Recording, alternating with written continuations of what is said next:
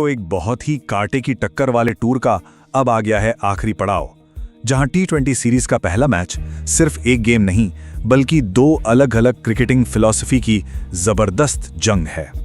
तो सवाल ये उठता है कि इस नई पिच और इस नई सोच के साथ कटक के इस बड़े अनजान मैदान पर कौन बाजी मारेगा। चलिए इस मुकाबले की कहानी को समझते हैं और इस टी20 की अहमियत जानने के लिए हमें इस टूर की अब तक की कहानी को देखना होगा। ये टूर ना किसी थ्रिलर फिल्म की तरह चला है। पहले टेस्ट में साउथ अफ्रीका ने दिखाया अपना दम, फिर वनडे में इंडिया ने की शानदार वापसी और अब बारी है टी20 की, मतलब असली धमाके की। और ये सिर्फ एक बायलैटरल सीरीज नहीं है, नहीं, आने वाले टी20 वर्ल्ड कप के लिहाज से ये बहुत बहुत जरूरी है। इंडिया जो कि दुनिया की नंबर 1 टीम है, वर्ल्ड चैंपियन है, वो अपना रुतबा कायम रखना चाहेगी और उधर साउथ अफ्रीका है जो बड़े टूर्नामेंट्स में अपनी किस्मत बदलना चाहेगी। चलिए अब बात करते हैं उस एक चीज की जो इस मैच में सबसे बड़ा वाइल्ड कार्ड है, बाराबती स्टेडियम की एकदम नई नवेली पिच। कटक में ना समझिए एक रेड सॉइल रेवोल्यूशन आ गया है। वो पुरानी काली मिट्टी वाली धीमी पिच गई, अब महाराष्ट्र से लाई गई लाल मिट्टी बिछाई गई है। मतलब एक नई तेज पिच जो पेसर्स और धाकड़ बल्लेबाजों का इंतजार कर रही है और इस बदलाव का सीधा असर स्कोर पर दिखेगा। देखिए कटक का पुराना एवरेज स्कोर था करीब 145, लेकिन अब उम्मीद है 175 से ऊपर के स्कोर की, बिल्कुल बैंगलोर जैसे हाई स्कोरिंग ग्राउंड्स की तरह। कटक में एक और बड़ा फैक्टर है ड्यू यानी ओस। दिसंबर के शाम मतलब भयंकर ओस, बॉल गीली और सेकेंड इनिंग्स में बॉलिंग करना समझो नामुमकिन। हाँ, इस बार एक नया एंटीड्यू केमिकल इस्तेमाल हुआ है, पर वो कितना काम करेगा ये तो मैच में ही पता चलेगा। तो चलिए अब एक तरफ के दावेदार की बात करते हैं टीम इंडिया, और इनकी नई टी20 फिलॉसफी को एक शब्द में बताया जा सकता है अटैक। कप्तान सूर्यकुमार यादव की लीडरशिप में ना इंडिया का खेलने का तरीका बिल्कुल बदल गया है। अब विकेट बचाने का गेम नहीं है, अब गेम है स्ट्राइक रेट का।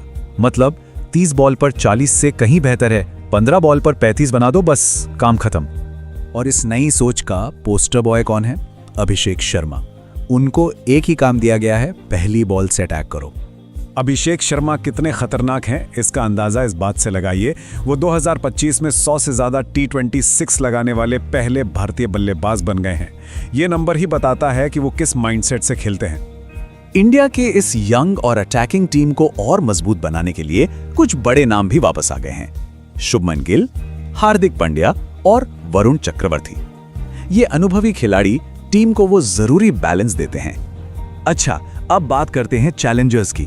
साउथ अफ्रीका, इनकी ताकत क्या है? इनका पावरफुल मिडिल ऑर्डर और जानलेवा पेस अटैक। साउथ अफ्रीका की स्ट्रैटेजी का इंजन रूम है उनका मिडिल ऑर्डर। ये वो खिलाड़ी हैं जो बीच के ओवर्स में गेम पलट देते हैं और खासकर स्पिनर्स पर जमकर अटैक करते हैं। और बॉलिंग वो भी कुछ कम नहीं है। एंड्रिक नॉर्किया, गेराल्ड क्विट्जी और मार्को यानसेन, ये तीनों वापस आ गए हैं। मतलब उनका पेस अटैक अब बिल्कुल अलग लेवल पर है और ये नई तेज पिच उनके लिए एकदम परफेक्ट है। चलिए अब इस बड़ी जंग के अंदर की छोटी छोटी लड़ाइयों पर नजर डालते हैं, वो की बैटल्स जो इस मैच का नतीजा तय कर सकते हैं। सबसे पहली और सबसे जबरदस्त जंग होगी पावर प्ले में। एक तरफ अभिषेक शर्मा का ऑल आउट अटैक, तो दूसरी तरफ मार्को यानसेन की वो मुश्किल लेफ्ट आर्म स्विंग। या तो पहली कुछ गेंदों में विकेट जाएगा या फिर बाउंड्रीज की झड़ी लग जाएगी। और स्विंग फैक्टर को मत भूलिएगा। कटक की उस नमी वाली शाम में अर्शदीप सिंह, नई बॉल से दोनों तरफ स्विंग कराने की उनकी काबिलियत उन्हें साउथ अफ्रीका के ओपनर्स के लिए सबसे बड़ा खतरा बना देती है। और आखिर में जरा आंकड़ों पर भी एक नजर डाल लेते हैं। कटक का इतिहास कहता है कि यहाँ चेज करने वाली टीम जीतती है। हाँ, पिच नई है, सब कुछ नया है, लेकिन ड्यू का डर और पुराना रिकॉर्ड, ये सब देखकर तो यही लगता है कि जो भी कप्तान टॉस जीतेगा वो पहले बॉलिंग ही चुनेगा। तो सवाल आकर वहीं रुक जाता है, क्या इंडिया का ये अल्ट्रा अग्रेशन कटक का इतिहास बदल देगा या फिर साउथ अफ्रीका का पावर और एक्सपीरियंस उन्हीं कंडीशंस में बाजी मार ले जाएगा जो उन्हें चैलेंज करने के लिए बनाई गई हैं? इस जंग का फैसला अब बस कुछ ही देर में होने वाला है।